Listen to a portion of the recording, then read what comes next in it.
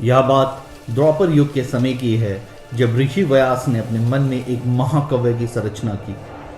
लेकिन वो इस महाकाव्य को लिखने में असमर्थ थे, क्योंकि उनका मन और मस्तिष्क उनकी कलम से भी तेज दौड़ रहा था। इसीलिए उन्हें एक ऐसे व्यक्ति की तलाश थी जो उनके मन के गति के अनुसार लिख सके। इसके लिए उन्होंने ब्रह्मा जी की तपस्या कर उन्हें अपने मन की बात बताई। ब्रह्मा जी ने इस काम के लिए गणेश जी का नाम सुझाया। ऋषि व्यास ब्रह्मा जी के सुझाव के अनुसार गणेश जी से मिले और अपने इस महाकाव्य के बारे में बताया। गणेश जी महाकाव्य लिखने के लिए तैयार तो हो गए, लेकिन उन्होंने एक शर्त रखी। उन्होंने कहा कि एक बार लिखनी प्रारंभ करने पे मेरी कलम रुकनी नहीं चाहिए। यदि आपके बोलते बोलते रुक जाने से मेरी कलम रुकी तो फिर मैं आगे नहीं लिखूंगा। ऋषि के इस शर्त पर तैयार होते हुए कहा, ठीक है, लेकिन मेरी भी एक शर्त है कि आप एक भी शब्द या श्लोक बिना समझे नहीं लिखेंगे।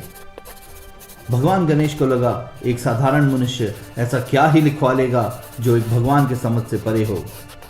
यही सोचकर गणेश जी तैयार हुए और इस तरह महाकाव्य महाभारत के लेखन की शुरुआत हुई। जब भी ऋषि व्यास को सोचने के लिए समय की आवश्यकता पड़ती, तब वे गणेश जी को एक कठिन श्लोक दे देते, जिसके कारण गणेश जी को भी रुकना पड़ता और इसी अंतराल ऋषि आगे का काव्य मन से तैयार कर लेते थे। इसी तरह भगवान गणेश और व्यास ने दुनिया के सबसे बड़े महाकाव्य महाभारत की रचना की, जो संसार को एक जीवन जीने का तरीका बताती है।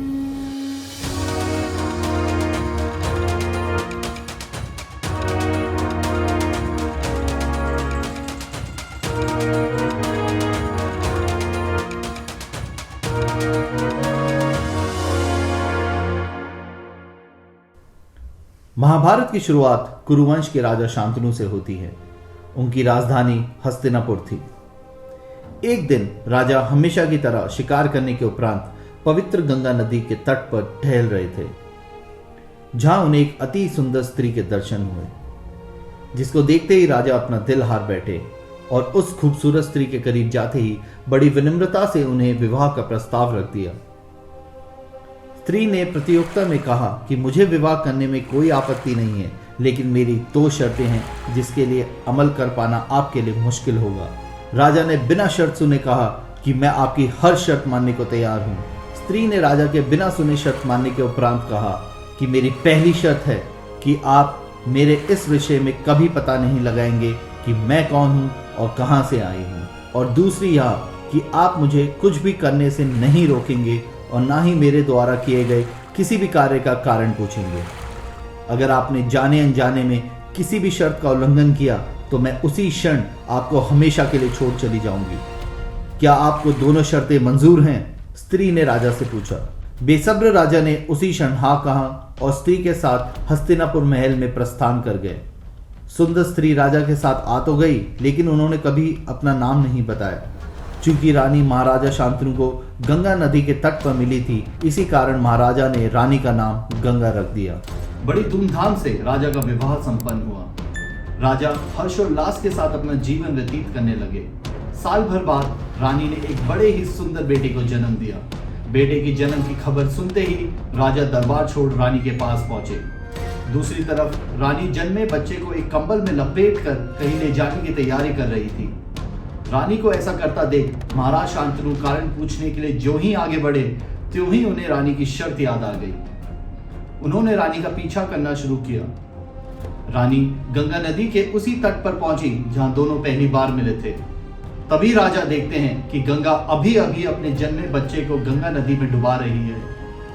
राजा का हृदय यह सोचकर द्रवित हो गया कि आखिर ऐसी कौन सी मां अपने बच्चे के साथ ऐसा कर सकती है। खैर, राजा शर्त के कारण चुप रहे। यही प्रक्रिया 7 साल तक चली, लेकिन हर बार गंगा के चले जाने के डर से राजा शांतनु चुप रहे। लेकिन 8वें बच्चे के समय राजा का सब्र का बांध टूट गया। राजा ने शर्त और अपनी चुप्पी तोड़ते हुए कहा कि मैं तुम्हें इस बच्चे को मारने नहीं दे सकता हूं। तुम एक मां होकर ऐसा कैसा कर सकती हो? गंगा ने बड़े ही शांत स्वभाव में कहा, चूंकि आपने अपनी शर्त को तोड़ा है, इस कारण अब मुझे आपको छोड़कर जाना ही होगा। लेकिन आपने कारण पूछा है तो मैं आपको बता दूं कि मैं नदी की देवी गंगा हूं। मेरा आपसे इंसान के रूप में मिलना एक श्राप का परिणाम था। मृत्यु लोक में होने के कारण आपको याद नहीं होगा, ये बात उस समय की है जब मृत्यु लोक में राजा देवलोक आसानी से आ जा सकते थे। उस समय आप एक महाअभिषेक नाम के राजा थे। आप इंद्र भगवान के दरबार में थे और ठीक उसी समय मैं भी वहां पहुंची। हम दोनों एक दूसरे को देख मंत्रमुग्ध हो गए, लेकिन देवताओं के मन में यह बात आई कि मृत्यु लोक का प्राणी कैसे देवलोक के निवासी के साथ जीवन यापन कर सकता है। इसलिए आपसे मिलने के लिए मुझे मानव रूप में आना पड़ा। शांतनु द्वारा बच्चों के विषय में पूछे जाने पर गंगा ने कहा, ये 8 बच्चे जन्मे से 7 को मैंने डुबाया है, वो स्वर्ग के वासु हैं। एक बार 8 वासु पृथ्वीलोक गए और अपनी पत्नी के बहकावे में आकर वशिष्ठ ऋषि की बेटी समान गाय नंदिनी को लेकर चले गए। अहंकार में वासुओं ने ऋषि के तपोबल पर ध्यान नहीं दिया। गुस्से में आकर ऋषि ने उन्हें इंसान बनकर जीवन व्यतीत करने का श्राप दे दिया ताकि वो मनुष्य के दुखों से अवगत हो सके। तभी सारे वासुओं ने डरकर उनसे दया की भीख मांगी, लेकिन 8वां वासु प्रभास अभी भी बिना क्षमा मांगे अडिग खड़ा था। क्योंकि ऋषि अपने श्राप को वापस नहीं ले सकते थे, इसलिए उन्होंने 7 को कम आयु की जिंदगी दी, लेकिन 8वें वासु प्रभास जिसने गाय की चोरी की थी उन पर कोई दया नहीं दिखाई। और इन 2 श्राप को मिलाकर मैं वासुओं की मां बनी और अब मेरा श्राप खत्म होता है। शांतनु यह सब सुनकर आश्चर्य में थे। गंगा ने आगे कहा कि 16 साल पूरे होते ही मैं इस पुत्र को आपको सौंप दूंगी। यह कहकर गंगा अपने पुत्र के साथ नदी में विलुप्त हो गई। शांतनु को अपनी अर्धांगिनी और अपने नवजात पुत्र का वियोग एक साथ हुआ। शांतनु अब भी इस उम्मीद में गंगा के किनारे जाते थे कि एक दिन वो दोनों लौट आएंगे। उचित समय आने पर एक दिन राजा शांतनु ने एक नवयुवक को देखा। तभी गंगा ने प्रकट होकर कहा कि यह आपका बेटा देवव्रत है। ऋषि वशिष्ठ के वेद, गुरु बृहस्पति की राजनीति की शिक्षा प्राप्त करने के उपरांत मेरे आग्रह पर गुरु परशुराम ने इसे युद्ध कौशल भी सिखाया है। शांतनु जानते थे कि गंगा उनके साथ नहीं आएंगी, सो वे शांति से अपने पुत्र देवव्रत को खुशी खुशी ले हस्तिनापुर लौट आए। कुछ ही समय में देवव्रत की बहादुरी और बुद्धि के किस्से आसपास के समस्त राज्यों में फैल गए। यही कारण था कि सभी ने लगभग देवव्रत को अपने अगले राजा के रूप में स्वीकार कर लिया था।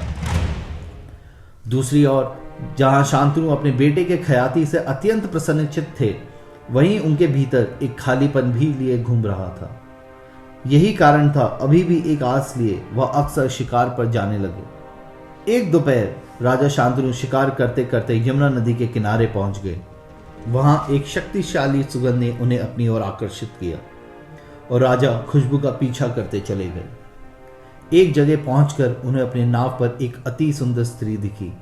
राजा फिर से स्त्री की सुंदरता में खो गए और उन्होंने स्त्री के सामने विवाह का प्रस्ताव रखा, जैसा उन्होंने गंगा के सामने रखा था।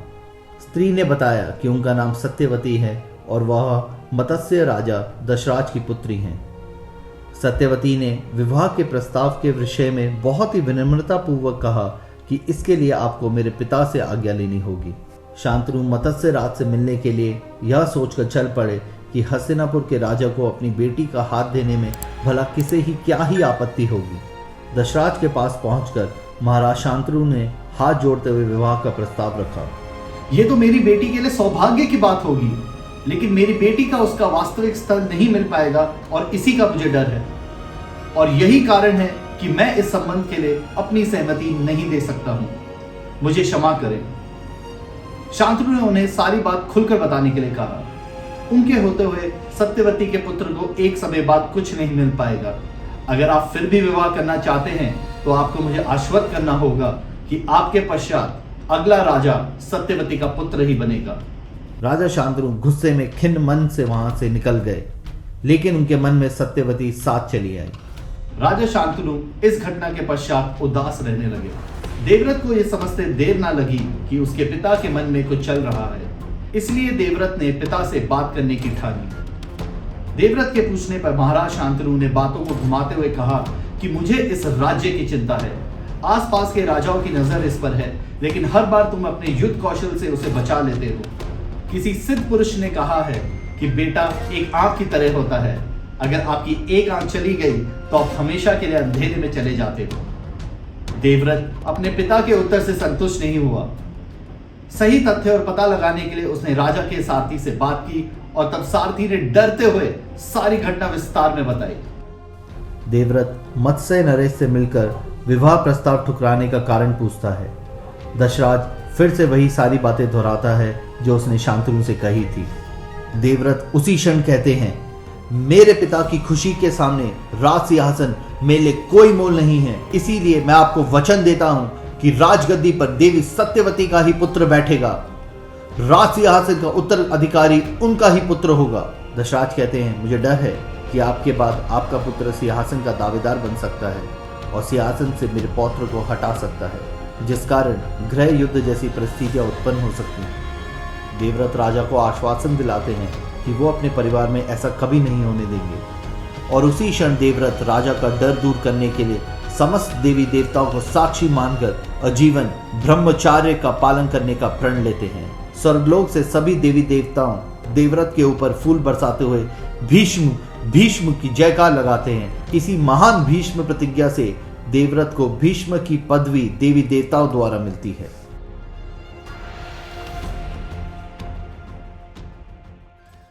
राजा शांतनु और सत्यवती का विवाह बड़े ही हर्षोल्लास के साथ संपन्न होता है।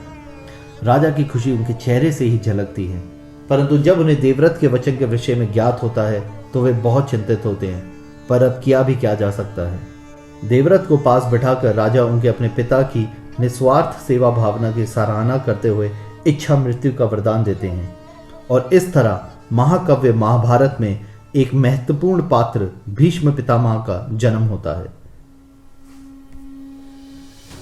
और आगे देखिए tales of Mahabharata by the banyan tree stories के अगले एपिसोड में।